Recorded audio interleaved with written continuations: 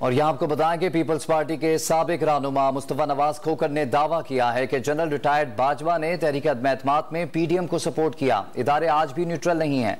Don news को खुसूसी interview में मुस्तफा नवाज खोखर ने साबिक आर्मी चीफ को एक्सटेंशन के लिए कानून साजी उन्हीं की ख्वाहिश का नतीजा करार दे दी।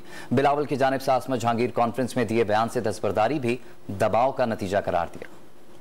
आप तो सिस्टम का हिस्सा थे, तो क्या उस वक्त बाजवा साहब की मुदाखलत थी, आपको सपोर्ट हासिल थी पीडीएम को? हाँ, तहरीक अदम-ए-एतमाद लाते वक्त।